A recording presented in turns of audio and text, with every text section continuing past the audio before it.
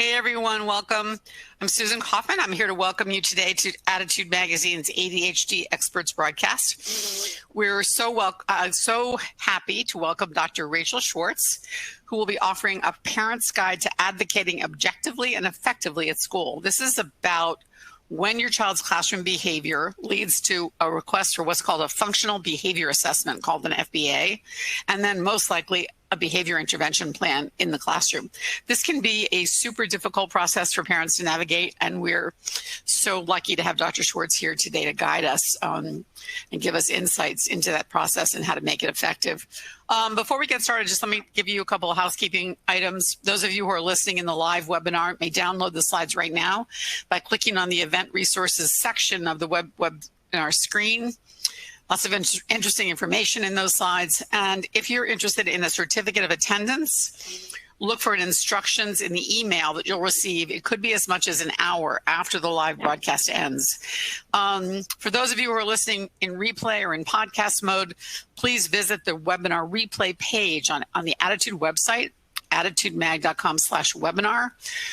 Functional Behavior Assessment, ADHD, for access to both these slides that we'll be talking about and the certificate of attendance option. Those are available to those of you who are listening down the road in the next few weeks or months even. So again, we're very pleased to have Dr. Rachel Schwartz with us today. Let me introduce her to you. She is a Ph.D. and a BCBA. She's worked internationally creating and supervising programs for individuals with developmental disabilities. She received her master's degree in teaching from the University of Georgia and her Ph.D. in special education from the University of Pittsburgh. Dr. Schwartz's work and research interests include enhancing behavior analytic program and exploring issues related to sexual education and quality of life. She's published original research on these topics in journals such as Career Development and Transition for Exceptional Individuals and Remedial and Special Ed, as well as presented at national, state, and local conferences. She currently serves as an educational consultant and trainer with the Watson Institute in Pittsburgh, Pennsylvania. So, Dr. Schwartz, thank you again so much for joining us today, and we look forward to you. Good. After Dr. Schwartz's presentation, we'll be taking questions. So those of you, feel free to post those questions as they occur to you, and then we'll also call for you to post questions again after she's finished her slide presentation. So over to you, and thank you. Thank you so much. I'm really happy to be here today. Let's just take a moment to review our objectives for today's webinar. We want to better understand the process of behavior programming in schools, what that looks like, the importance of how we define and discuss behavior, and then how to advocate for better behavior programs, starting with those behavior definitions. Before we jump in fully, let's just chat about why we are even discussing behavior and behavior definitions today.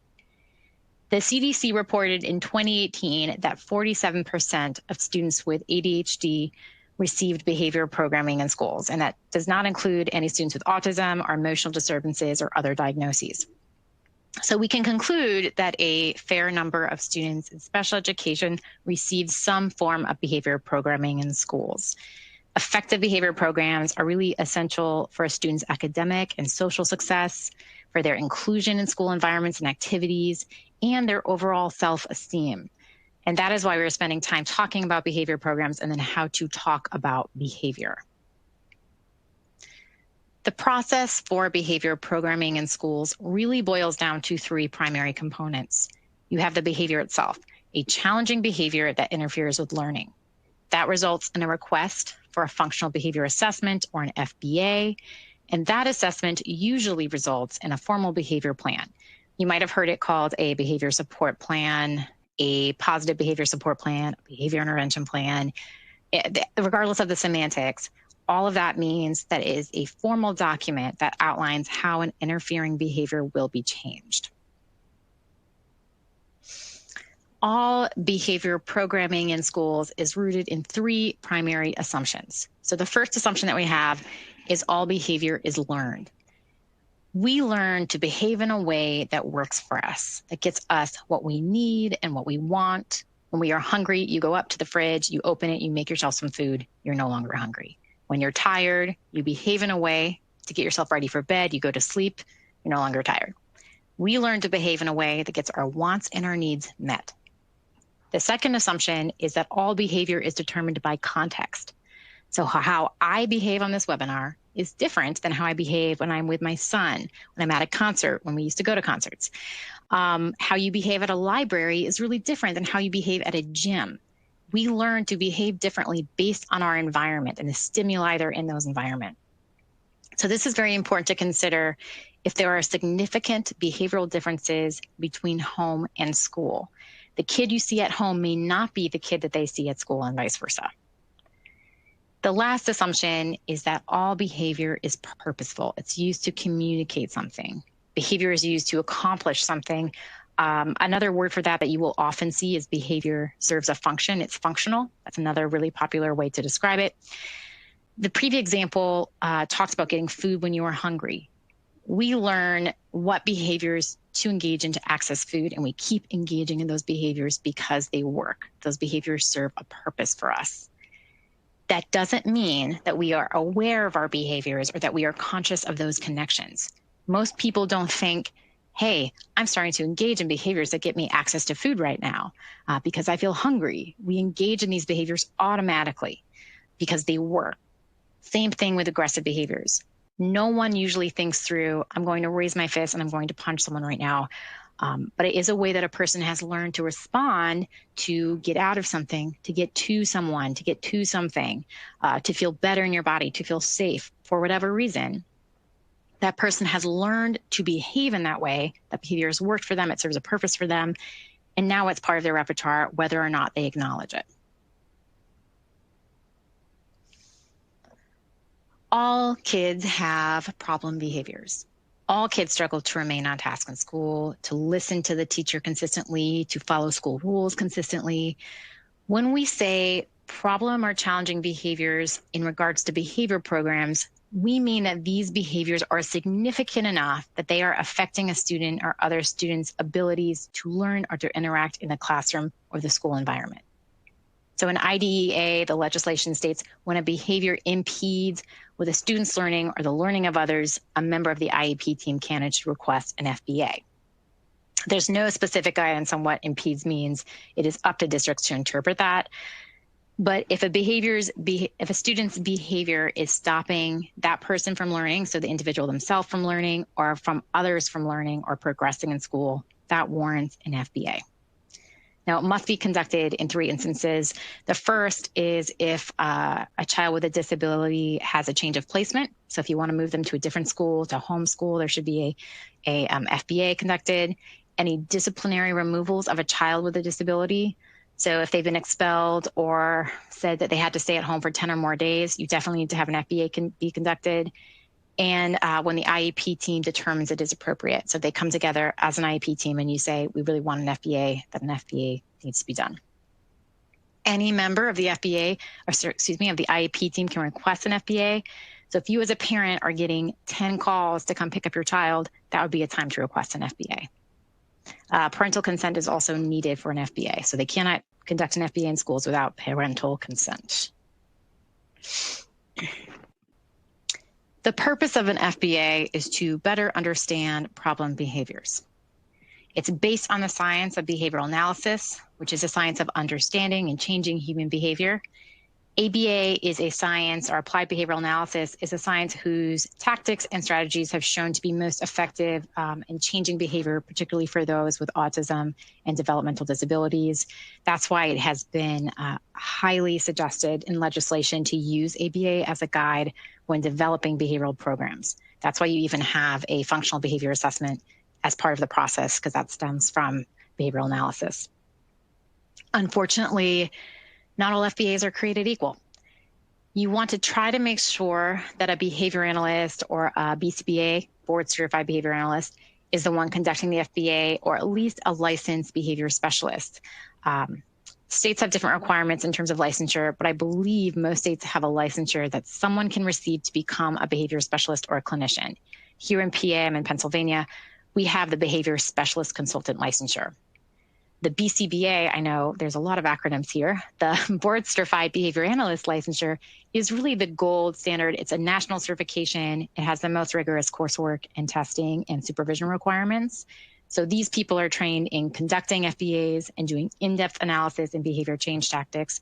So if you can, try to have a BCBA conduct the FBA, talk to your school about having a BCBA or a licensed behavior specialist conduct that assessment, because you really want to have a thorough assessment to get good information.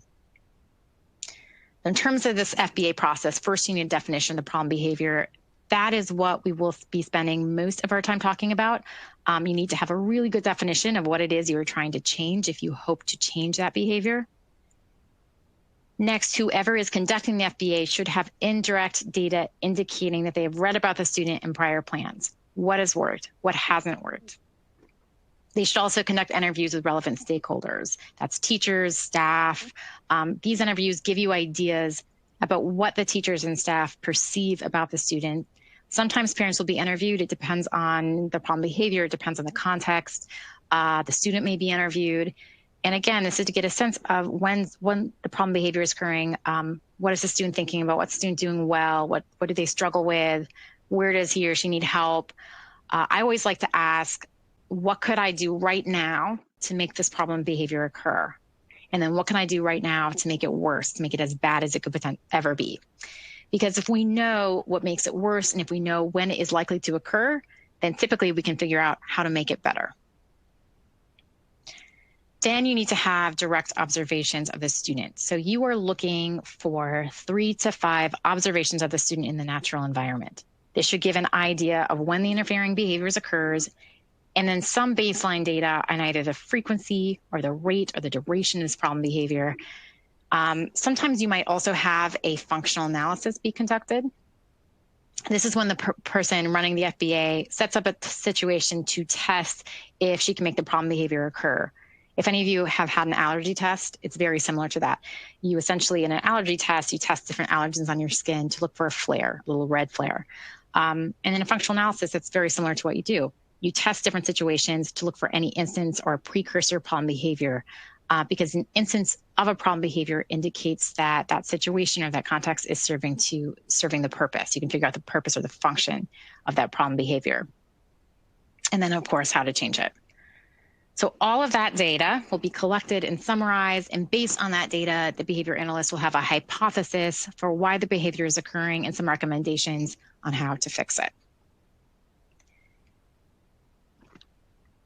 As we just saw, the FBA provides an overview of the factors surrounding interfering behaviors, who is in the room, what activities are going on, what happens immediately before and after the challenging behaviors. So you get data, actual numbers and ranges on the frequency or duration of the behavior in the environment or the context where that behavior occurs. As I said before, all of this data supports a hypothesis of why the behavior occurs. In other words, why does that behavior work for that student? What are they getting out of it? And it will also provide support for whether or not a student needs a formal behavior plan. Key takeaways here is your FBA must include more than one observation. If only one observation, that's a red flag. It should also include several pieces of evidence regarding the behavior. So if you only have 1 or 2 pieces of evidence, a behavior checklist, and 1 observation, you need more information. You need to be demanding more information, asking for more observations, record reviews, interviews.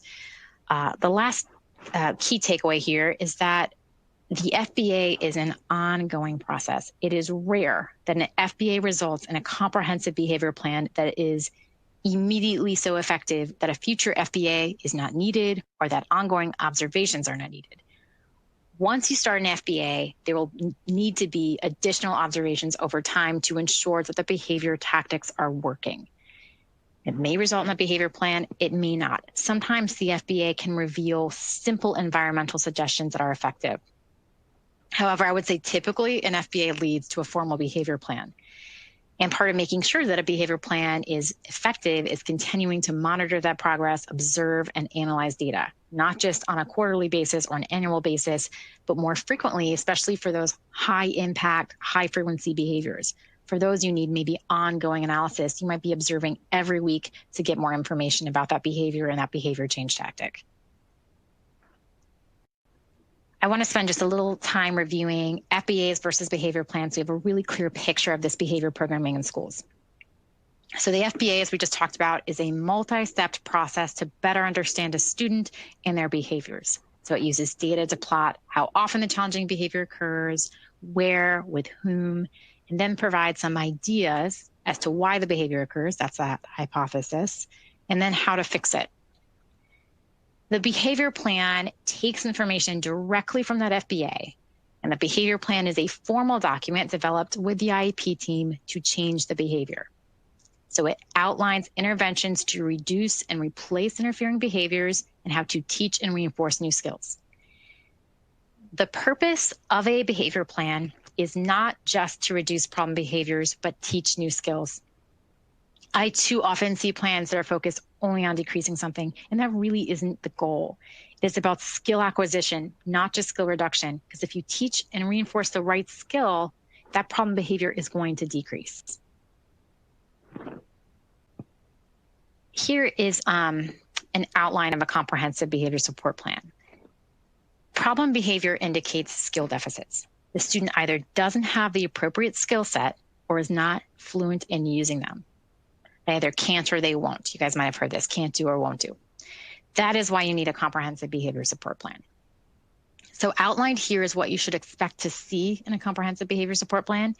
You should have the definition of the problem behavior, including that antecedent, what happens right before, the behavior itself, which we'll talk about in more detail in a second, the consequence, what happens immediately after, and then that hypothesized function. Why is this occurring? You might have heard it as the antecedent is the match that lights the fire, which is that behavior, and the consequence is what kind of keeps the flame going. You should see a behavior goal in that plan, which lists a replacement behavior and how that behavior will be measured. You may also have a goal focused on reduction. It depends on the challenging behavior, but you'll definitely need to have, you still are going to have a goal of something you're teaching. And then you're going to have the teaching section. So what changes will be made to the environment, to the teacher and student interactions, to academic content? How will the new behavior be prompted and taught? And what will the consequences be for using the new behavior and engaging in the problem behavior? The focus should be on teaching a new skill just as much as it is on reducing that interfering behavior. A longer conversation about a behavior support plan is for another day, but I just want to give you an outline of these plans to help you better understand the importance of behavior definitions to this process.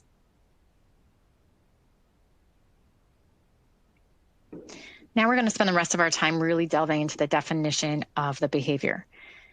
The success of a behavior program begins and ends with a definition of the problem behavior. The definition starts the FBA process that we just talked about, and it guides that behavior plan development. So it is extremely important to take time to consider how is that behavior being defined. Some of you may have heard of the cognitive triangle. The cognitive triangle states that our thoughts influence our emotions, which influences our actions. So let's take this just a step further and think about it in terms of schools. What we think about a behavior can influence how we feel about a child, which influences how we work with that child. So if a behavior is defined in a way that puts the ownership of the behavior solely on the child, then we begin to think that the problem is with the child. It's not with us, it's not with anything we are doing. So then we begin to act in a way that puts the complete responsibility of change on the child. The child doesn't change. So now the child is defiant or lazy, or we kind of think about them as that bad kid. In other words, we begin to work from a framework that we have done everything we can and that he is choosing to be this way. This may sound like a very extreme example, but often problem behaviors and the way those behaviors are defined can greatly influence how we view and how we work with the child over time. Many behavior assessments begin with these problematic definitions of behavior. These are really subjective definitions. Subjective language reflects personal opinions. It's what we think about a person, why we think they are doing something, what we believe a person feels. So these definitions are incredibly problematic in behavior programming, and yet they are very frequently used. Here are some examples of definitions, subjective definitions that I come across frequently in my work and consultation. So we're frustrated, not compliant, the student is having a meltdown, the student's controlling, the student's being defiant. You might look at this list and think that this is not a big deal, that these definitions sound fine to you. They may even sound really accurate when you think about your students or your child. And it isn't about whether or not we think these definitions are true in regard to a child's behavior. It is about how they influence behavior programming. So let's just kind of keep digging into them. So the first problem is subjective language indicates an opinion. So it isn't a fact. In terms of problem behavior, it doesn't tell us anything about what a student does, but it does tell us what a person thinks about a student. So for example, controlling. A teacher says a student is controlling. They want to control their environment. You guys may have heard this before. You may have said it before. So the student wants to control their environment, and that's the problem behavior. So first, that doesn't really give us any information about what a student is doing in the classroom. What does control look like? So what does the student do? Also, I would add as a quick sidebar here, who doesn't want to control their environment? Who doesn't want to control what happens to them and around them? And in special education, we spend a lot of time talking about the self-determination and self-advocacy of students in special education. And yet we can get really upset when they try to act on that self-determination by exerting some kind of control over their environment. End of sidebar. As a subjective definition also will push the opinion of what you as a teacher or staff believe a student feels or thinks. A student is mad. A student wants to do things his or her way. We are not inside students' heads. All we can do is go off of what we see versus what we think is going on inside of them. Secondly, subjective definitions are just not measurable. We usually cannot count or time subjective definitions. And if we can't measure it, we can't be sure if the behavior has really changed. We can't quantify any kind of progress. And all progress in schools is determined by numbers, by that data. We need those scores. So if there's no data, there's no known progress. And if we have behavior definitions that are not measurable, then the goals are not measurable. So how can we be sure students are ever even meeting those goals? And I'll often add that sometimes the way something is defined and it's not measurable, and then the way it's measured doesn't even match the behavior that you're trying to decrease. So for example, one goal that I've seen often is about a student decreasing defiance in schools, or sometimes it's called anxiety. Sometimes they use anxiety or frustration, but it's decreasing an emotion in schools. And the goal is to reach 80% accuracy on 8 out of 10 trials. How do you achieve accuracy in decreasing defiance? How do you have trials for frustration or anxiety? So subjective definitions do not lend themselves to good measurement or good goal writing. The big takeaway here is if we build our programs off of guessing what a student thinks or feels, we are running blind. If we rely on what we see, then we will have a cohesive and comprehensive set of strategies. Here's an example that was taken from a family support plan of a three-year-old, so a really young student. And they listed no empathy, having no empathy as the problem behavior. And as you're reading this, what does that sound like to you? So Jess has no empathy. She doesn't care about her classmates.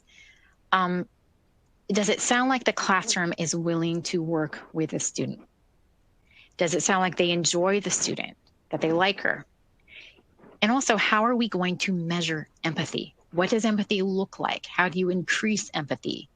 And again, that was taken from a family support plan of a 3-year-old. And so now this plan is following her around, and it's not an incredibly supportive plan, nor is it objective. Simply put, a bad definition is going to lead to a lot of wasted time, wasted energy, wasted resources. It's not going to promote positive change in your child or student. It's going to lead to a lot of frustrations for everyone involved. However, there is another way, so we don't have to be too upset yet. So now let's talk about objective definitions of behavior.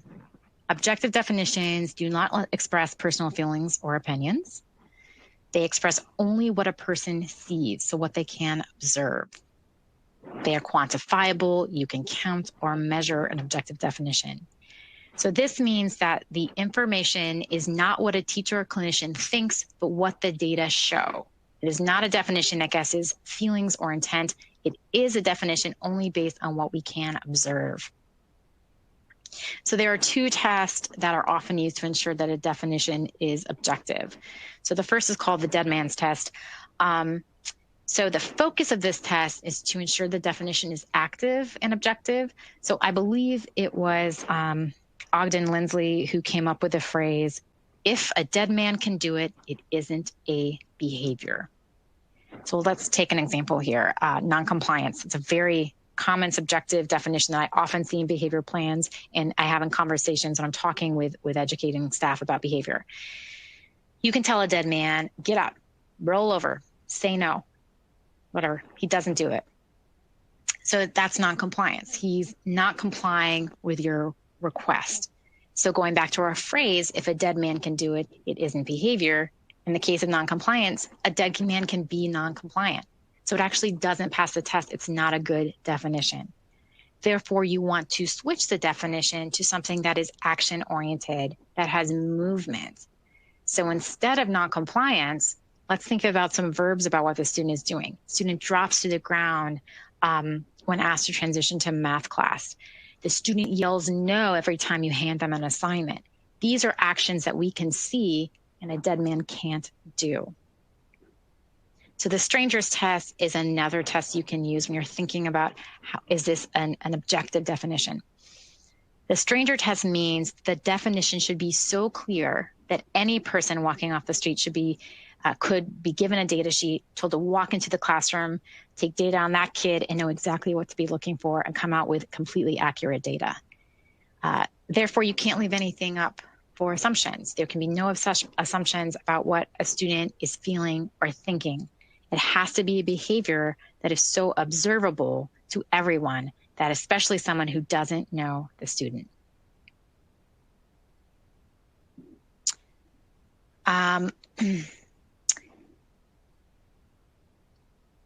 How do we do this shift then from subjective to objective? So first, the definition needs to be action-oriented. So we have to think about that dead man's test and the stranger test. What does the behavior look like? You should be looking for something that is observable, that has movement, that is an action, that is measurable. You want a definition that's really rooted in an action versus an internal state like frustration. So here are just some examples that I have written down. Putting a head down on a desk. We can all observe and count when that happens. We can even time how long that happens. Anyone can observe that action. Walking around the classroom. It's active, so it passes those tests. Anyone can observe a walking behavior, so it passes the stranger test. Crying and hitting head, also both of those pass those tests. These are the types of actions you are looking for, definitions you are looking for. It sounds really simple and obvious, but it is actually really difficult to get to those objective definitions, especially when prior plans focus on subjective definitions, or that is a language that is used to describe the challenging behavior. So it sounds simple, it's really difficult in practice. Okay, here are just some more examples for you. So all of these examples take a one-word subjective definition and it's going to put it into movement. Now, again, this is not to say that feelings of anxiety and frustration and empathy are not real. These are real feelings. We know that they are real, that they can have very strong effects on behavior. However, we as teachers and clinicians and parents cannot assume we know what a person thinks or feels because we do not live inside their body. Therefore, we need another way to measure the problem. Objective definitions provide an opportunity to define what a student is doing in a way that does not make assumptions on a student's thoughts, their feelings, or any intent, because we can't measure what a student intends. We can say, these are the actions you are engaging in and the effects that they have on the environment. So we're focusing on what a student does, not on what a student wants, is, or feels. So let's go through some of these together. No empathy. That was that first one with Jess. So an alternative definition could focus on some of that action, those observable movements that she engages in. So when classmates move away from her or tell her to go away or stop, she will push or hit her classmates. So that's a way that we can measure and count that. Non-compliance, that's a big culprit, I think, in the behavior plan world. So instead of something subjective, let's focus on an action. Engaging in an alternate activity. Maybe they're reading, maybe they're sleeping at their desk. You could put some parameters around that definition. Again, moving away from noncompliance, getting us to something more concrete more easily observed. Frustrated, another big one. So instead of guessing that a student is frustrated, even when a student says, I'm frustrated, what are the actions that we can see that they're engaging in? And we can measure those. Every kid I've worked with who says they're frustrated, says their actions, has an externalizing behavior that I can observe. Face turn red, they put their head on their desk, they start skin picking. There's something that's occurring that's letting me see, okay, they say they're anxious and this is what I'm seeing. So I can kind of link those, but it's objective and I can measure that crying. I can measure when you're skin picking, can measure if your hair pulling.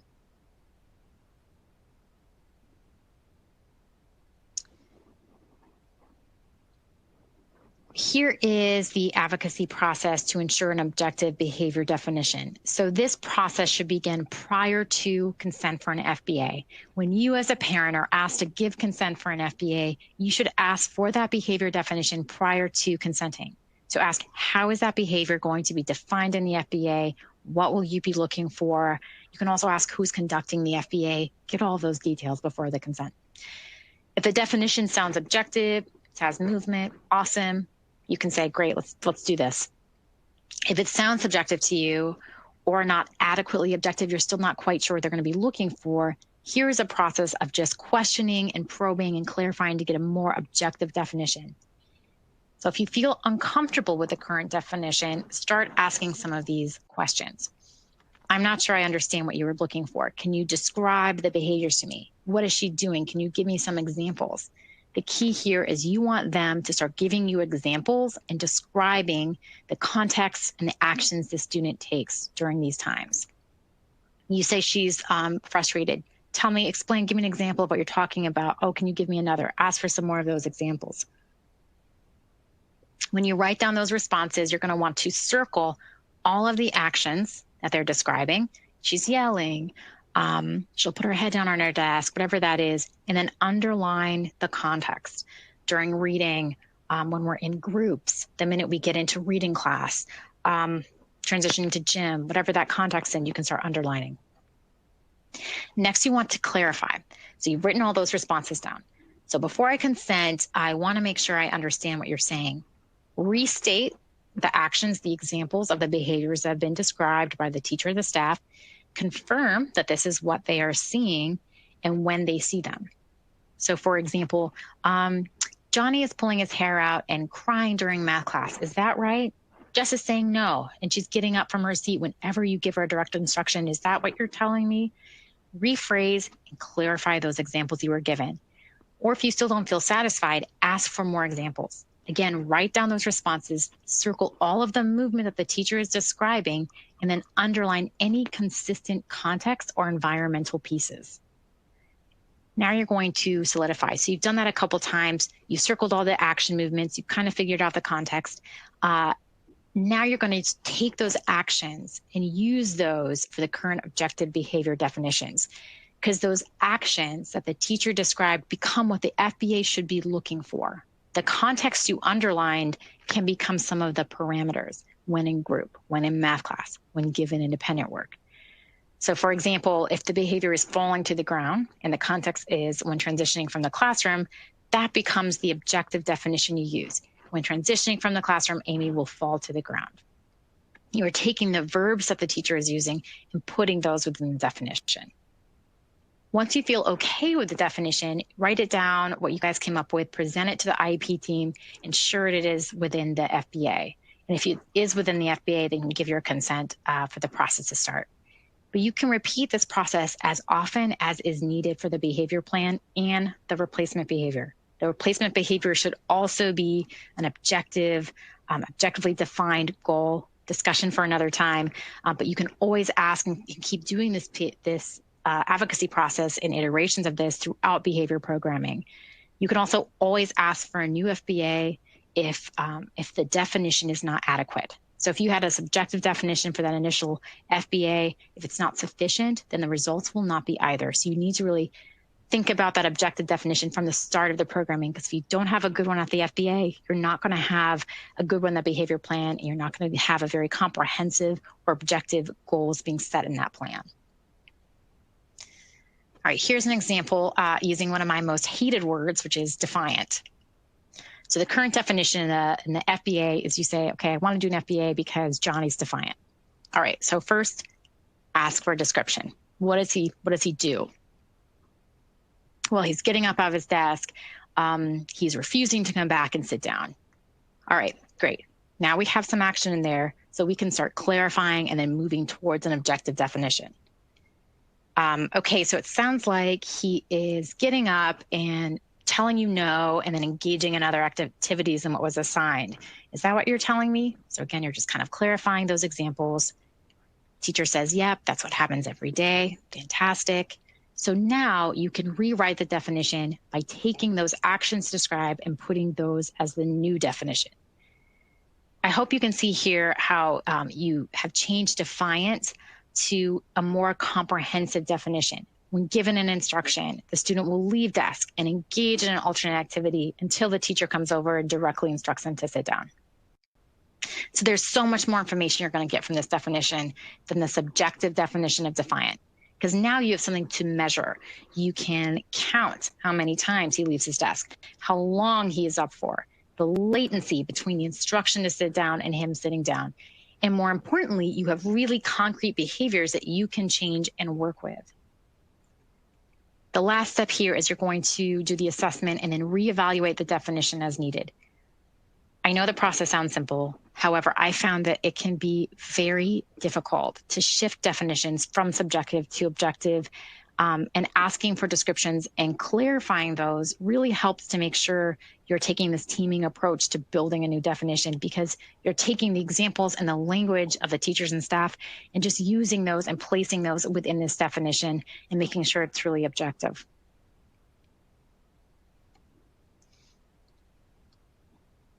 The behavior support plan, I know I keep mentioning it, it is a discussion for another time, but it is important to note that the objective definition does not end at the FBA, but in fact should carry through to the behavior support plan. It should not only be used with the problem behavior within the plan, but also that replacement behavior. That also needs to be objective. It should be action-oriented and focused on teaching a new skill, because the purpose of that positive behavior support plan in an FBA is not only to find new ways to decrease that problem behavior, but really ways to increase a new appropriate behavior, to build a new skill. Keep repeating that, because so often times that message really can become lost in behavior programming. I have a few final thoughts I'd like to run through that are really neither here nor there, but I wanted to include them anyway. I truly believe that every person, the parents, the teachers, the administrators, are doing their best. No parent or teacher wakes up thinking, how can I really mess up my child or my student's day? Everyone, they're all doing their best. There is no magic pill in behavior change, but understanding more about how to discuss behavior is going to help build better, more effective behavior plans. But even with great plans, change can be very incremental. It's slow progress, but it can still be progress. Also, there are no bad kids. There are kids who are doing the best they can with the skills that they have, and we need to help them build more skills. Lastly, I hope this presentation reinforces that words just really matter. The words we use to describe children and their behaviors influence how we work with them, how willing we are to change our own behaviors, how to think about our own behaviors, how we and others are going to view that student. A plan follows a student throughout their education, so it has to be objective and has to be supportive, because it's not what a child is, it's about what a child is doing. All right, and I think I've left enough time. Thank you so much. Yes, and so listeners, please post your questions. We have lots of them, but always looking for some more. I wanted to just ask you to back up a bit and sort of describe how the request for an FBA tends to happen. Who does it come from? How does it get processed? And under what circumstances do you normally, in what ages and grades do you normally see, commonly see FBAs put into effect? So I see them across the board. Let's just talk about the process first. Okay. So usually, often I would get the request from an administrator or a teacher. Again, it depends on the differences between home and school. Sometimes the behaviors at home and school are really similar. They're seeing the same sort of problem behaviors. Sometimes they're radically different. He's great at home, really difficult at school, great at school, really difficult at home. It just depends. So sometimes it will be the teacher who goes to the administrator who then says, hey, we need to get an FBA done. I think across the board, those usually happen really late in the process. Usually they try a bunch of different other tactics before they get to an FBA. I would recommend to anyone that if you are getting calls, repeated calls and emails about your child's behavior, FBAs, you can always do an FBA, and it doesn't mean that's going to lead to a positive behavior support plan. It will mean that's going to lead to a lot more information about your child and their behaviors in schools. So usually it comes from a teacher or administrator. Sometimes I've had it come from a parent, but I think that that's pretty rare. It has to be, at that point when it's come from parents, it's usually been because the student has been disciplined so many times that they're spending a lot of time in a principal's office or outside the classroom. So usually from teachers and administrators. When that request comes in, it's going to go to the parents and to the IEP team, but the parent needs to sign the consent form. And often they won't necessarily state the definition of that, the problem behavior in that. So as a parent, when you are given that request, it could be a phone call and a paper sent home. That is a time for you to ask, well, what exactly you're going to be looking for and who's going to be doing it. Often FBAs in schools can be done by school psychologists, teachers. Sometimes they'll have a behavioral specialist or BCBA that works for the school, not always. And so those are some of the questions that you can ask. But at that point, it can be within 30 days that FBA is going to get started and be completed within that time. So you should have a pretty quick turnaround on that FBA. Sometimes there are existing circumstances, so it will take 60 days, but usually within 30 days, you're going to have the FBA completed. And then from there, you have what we talked about, which is coming up with whether or not there needs to be a behavior support plan. Okay, and there's not always a behavior support plan. But just to clarify, do all public schools provide FBAs? Yeah, so every school, it is in IDEA. If a child has a consistent pattern of a problem behavior, an FBA should be conducted. If you are getting a lot of calls about problem behavior as a parent, ask for the FBA. As a teacher, if you are experiencing a lot of difficulties with the student, you've tried a lot of strategies, they haven't worked, an FBA should be requested. FBAs are non-intrusive. I mean, they involve observations. They do involve some assessments. There might be a functional analysis involved, which is that testing of conditions, but really it's about information and evidence gathering. If you go to a doctor's office and you walk in and you say, I have a sore throat, a doctor usually doesn't just look at you and be like, okay, here's some medicine. Usually there has to be some kind of investigation. They're looking in your throat, they're asking you questions, they're asking you about your habits. That's what that assessment process is. It's getting all those pieces together so we're not just giving you medicine outright and saying, okay, this is the behavior plan or this is the thing we're going to do. It's all that evidence building to make sure that you have the most informed decisions. I just say, if you have any questions about what's going on with your child's behavior, if you're a teacher or an administrator and you're struggling to figure out how to help a student, request an FBA be conducted. And to whom does that request go? So that goes to the IEP team. The parents are going to get the request. The principal and the administrator, director of special ed is usually involved, and they'll be, and the teacher, they'll put that request in. And a lot of the times it depends who is conducting the FBA. So it might go from the teacher, the principal, and the parent, and whoever else is on that IEP team. The teacher, let's say, puts a request for an FBA, the parent signs it, and maybe the teacher will conduct the FBA. That might be the person who's doing it, and it's staying within that room. It could be they request an outside consultant to come in. It could be the ed psychologist is the one doing the FBA. It varies across districts and even across buildings and districts who's conducting that FBA. Okay. So there is a lot of, and so because of that reason, you can get a lot of different levels in terms of FBAs not being created equal. Some are going to be really comprehensive, some not so much. And you referenced the IEP team. Is the FBA a component of an IEP? Do you have to have an IEP in place to have an FBA? What's the relationship between FBA and IEP? So if you can have a standing IEP and not have an FBA or a problem behavior support plan. And you guys, for those who have IEPs, you'll see that is problem behavior part of this, and there's a yes or no box in the IEP. Now, if that's a yes, there are some challenging behaviors, you have to have an FBA, and that has to lead to the positive behavior support plan. You cannot just jump into positive behavior support plan without the FBA. You can have the FBA, and at the end of that, the results will be Maybe I suggest, some environmental tweaks. Maybe it's about the teaching-student interactions. Maybe it's that this kid has expressed a lot of difficulty in these assignments, and a lot of this is about the content and versus there being another part of that problem behavior that we need to address with a formal plan. So it might be that FBA results in, we want to try these 4 things first, and if this doesn't work, then we're going to go and reassess again and do a positive behavior support plan.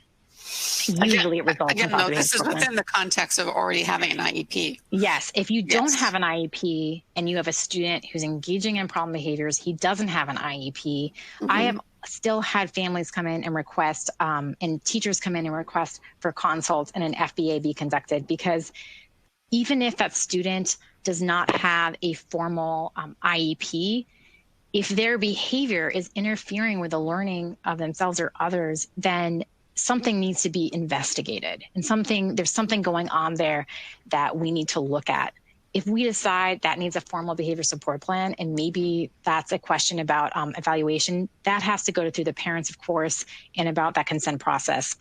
I've had students that I've done FBAs for who who might have an IEP for speech, but don't have any other formal IEP or other aspects in their IEP. And we've still done an FBA and still come up with some ideas about how to help them behaviorally in the classroom, because ultimately the FBA is about behavior.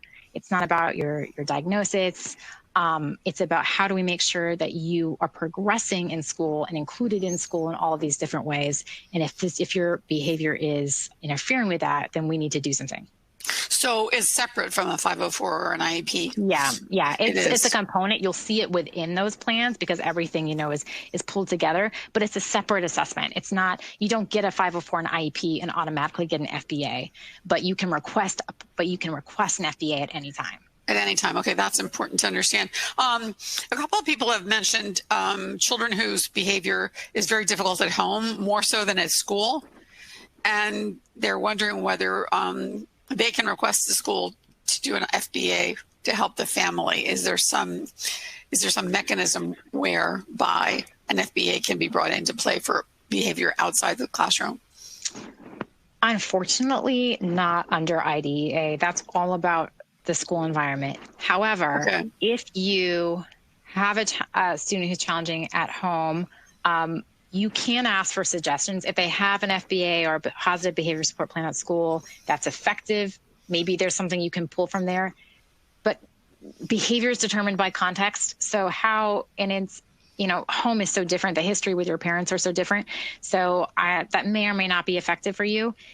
If you have, every city has behavioral health resources, you can request therapeutic supports through those, and a behavior specialist, a behavior analyst, or someone to come in through those kind of home supports, those family services supports, and they could come in and do an FBA and see if they need a positive behavior support plan for the home. Okay. Here comes the big one. Oh, no. With the possibility of distance learning looming again. Oh, how do parents advocate for schools to follow the behavior support plan? This is a big question. I know. Coming up right now. And I'm going to put a big caveat above all of this, which is the first answer is really, I don't know, because it's hard. I think from the behavioral lens, it's really hard because you're trying to blend to the content and an environment that normally are not blended. And so behaviorally, you're seeing things that you might have never seen before. I will say this, though. So 2 things that I think you can do. You can conduct an FBA over video. If you're doing remote, you can still request an FBA be conducted. What you as a parent would need to do is feel comfortable having someone watching or videotaping, like you'd be watching, setting up your computer like we are now, zooming in to watch what's going on. Or you could videotape problems that you're seeing and send those to whoever's conducting the assessment. So you'd need to be comfortable with that. But someone can take that and they can analyze it and they can give you suggestions. So that would still be incorporating, if they have a behavior plan school, they'd still be able to reassess, redo the FBA and come up with a positive behavior support plan that hopefully addresses what you're seeing at home. What's hard about it is that puts a lot of you on you as a parent. you're becoming the facilitator. If it's about teaching a new skill, you're in charge of teaching it. I know you're already home, so maybe that's okay. But I do think it's a lot. And before you start that process, it's just worth maybe considering how much can you do with this. But that is possible. So an FBA is possible remotely. That can definitely be done. And you can definitely have someone supporting you in that through that process and in starting teaching a new skill. I have sat over a webcam, been set up and told a parent and prompted a parent, okay, now I want you to do this. Okay, now we're going to do this. Okay, try this again. And we've done that. And I've done that on a weekly basis to try to work with them on skill building. So it is possible. If you are in that situation where you're doing remote, either completely or some, you can still request an FBA be conducted and try to figure out how to make this a better learning environment for both of you. That's really interesting. Yeah. So I'm going to ask a couple of specific questions now because I think they'll allow you to give more examples of this very interesting distinction between, a subjective description of a behavior and a sort of data-driven one. This is one person who says, my son has an IEP and one of his behaviors is running from the classroom. Usually it's triggered by difficult work getting upset. One of his goals is to reduce the number of times he leaves the classroom, and replacement behavior is to choose a different strategy instead of running. Should we have his replacement behavior focus more on dealing with what makes him upset or dealing with difficult tasks before he gets to the point of running and fleeing? By the time he's running, he's not thinking clearly. I think we all understand what this parent is describing. Yes. And the difficulty, again, of writing a description of addressing behavior such as that before it occurs. Yeah. So, okay. Two parts of that. I might have to ask you to repeat it. So what's the replacement behavior of that? This is very similar, and maybe this might be simpler. So my 7-year-old child's behavior oftentimes is because he got something wrong answer on a test, he gets down on himself, says, I'm really stupid, and escalates to tantrums and physical behavior. What objective can I use? So in both these cases, the parents are describing the behavior as having been caused by events or feelings that took place before the behavior happens. And so they're asking, how can a behavior plan address something that has an antecedent, if you will? So I'll say broadly, a lot of plans will have some kind of reduction. So in the elopement case, the running away, that's scary. You need to be able to reduce this. What you mentioned about the tantrums, whatever that looks like, maybe that's crying, maybe that's screaming. Yeah, we want to reduce that. But they were both right, is you need to have something that replaces it. And the replacement can not be just don't do that, do something else. That's not good enough. The replacement has to be, so for the elopement, and I think for the other one, let's say it has to do about the content. Well, let's first take a look at that content. Is the content too easy? Is it too hard? Is it too many questions at once? Do we need to think about, are there too many distractions? Has he already been sitting for 30 minutes and then you're asking him to do a 20-minute assignment? We really have to look at that environment because we might be able to pinpoint a couple pieces there. And so if it's about a skill deficit, I don't actually know how to do this content, or you keep giving me this content and I already know how to do it and now I'm bored. Those are important pieces to look at. The second piece of that is the replacement behavior should always have to be about, well, if the function of this is, let's say, I'm trying to think of the second one where it was, I think you said getting frustrated, the content is hard. Then, or feeling stupid and then acting out because he got something wrong. I think it was, he just got the answer wrong. And then it escalated into a tantrum and even physical behavior. Right. So got a question wrong, cries out, throws something, hits someone. Right. So if the function of that is kind of escape this bad situation, I feel really badly, I need to get away from this, then a couple of things, we're going to try to get him another way to escape from that situation. So maybe it's when something's really hard to stop that so we don't get to here. It's about looking at it, giving him strategies to look at something and be like, I need to save this for later, or I need to ask for help on this. So asking for help might be an appropriate strategy there. A secondary strategy might be practicing with someone on how to, the learning process we always tell people it's okay, just try. And, a lot of kids, that's really frustrating to say, oh, just try your best. I mean, I hate it when someone said that to me. And so it's also teaching a little bit more about that learning process, that if you're frustrated, that's actually a part of learning a new skill. You're doing the right thing. But in general, it's stopping at that antecedent. So the function is to escape something. How can we get them to escape in a more appropriate way? So we're going to ask them to say, I need help. Or they get the test, the blood starts going, the anxiety starts going, whatever that is, those feelings start coming out. Hey, I need to go take a break. Maybe that's it. And then it's coming back and you're saying, I want you to do the first problem. If it's too hard, skip it, go to the next one. And then you'll work through with them how to work through one-on-one those tough problems. There is not a quick fix to these behaviors. It takes a lot of time and a lot of energy to figure out, and a lot of staff resources to say, okay, we see that his face is starting to get red. That's a clue to us that we need to jump in, and they have to be on that. But in general, it's not good enough just to say, we want to decrease this and we want you to choose something else. We want you to decrease this and to stop doing this other thing. That's not what it's about. We have to be more thoughtful in those behavior plans to really think about what skill are we missing here? What's the skill that's missing? And for both of those, I would also say, really looking at the content. It's so interesting because, we've had a number of experts talk about the extent to which anxiety in students comes out as bad behavior. And I think the examples that were just given here are kind of examples of that. Anxiety about performance, anxiety about being able to do the work is somehow expressed as bad behavior.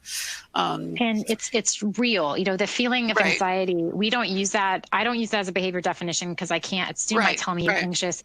But there's a lot of external signs of anxiety. And those are the things that we can pinpoint and say, hey, and help them realize. Because if they can realize, I'm starting to shake, or I'm starting to rub my hands, I'm starting to do these things, that's for them a signal, I need to get up and walk out. I need to ask for help.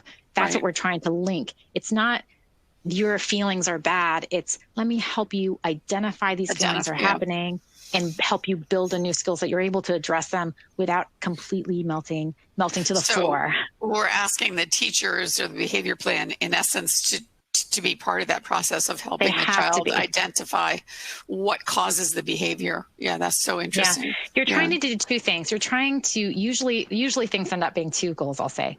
You're trying to build some kind of new skill. It might be a communication to say, I need help to go away. A lot of things end up being, how are we communicating to others that I need help or I don't feel safe or whatever that is. And then you're also trying to build tolerance for when those things happen, that sometimes you can't leave the room. Sometimes you can't, you can't break down and throw something or hit someone when the situation is hard. So we're both building that new skill. We're also starting after that skill is kind of built. We have some acquisition and a little bit of fluency in that skill. Then we're going to start building the tolerance for them to say, actually, not this time. This time you have to try it by yourself before I come over.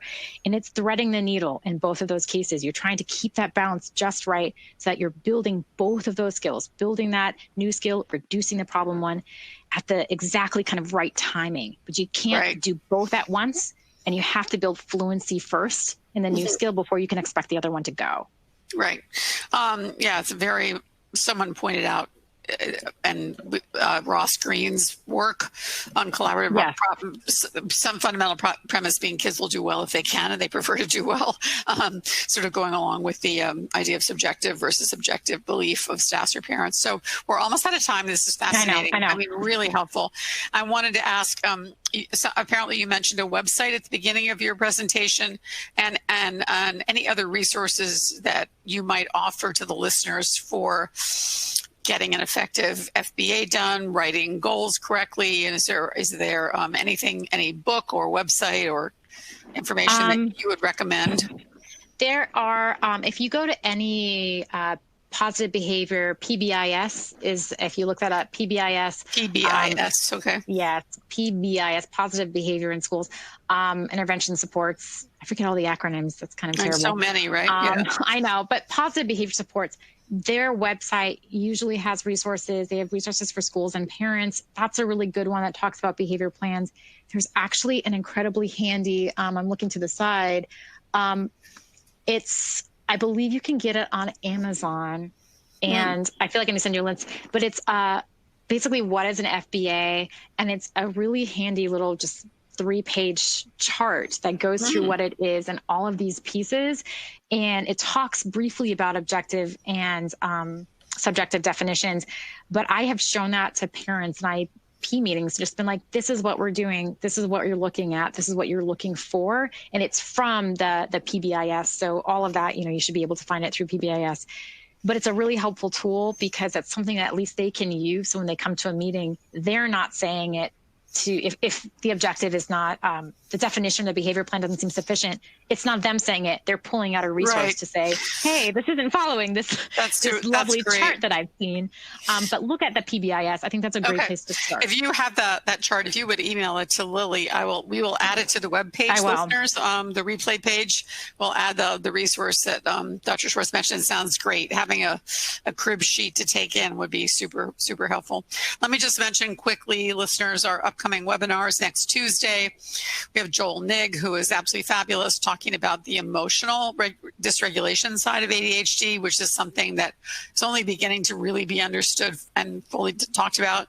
And then on Thursday, the big one, how to prepare your kids and yourself for an unfamiliar school year with Dr. Sharon Saline, who is always practical and helpful. So that's next week. And we hope you'll join us on Tuesday and Thursday at 1 p.m. Dr. Schwartz, thank you so much. You tackled a really complicated subject and you brought great clarity to it. And we very much appreciate your spending the time to do this. We hope you're happy to be here. Okay. Thanks, everybody. Thank you.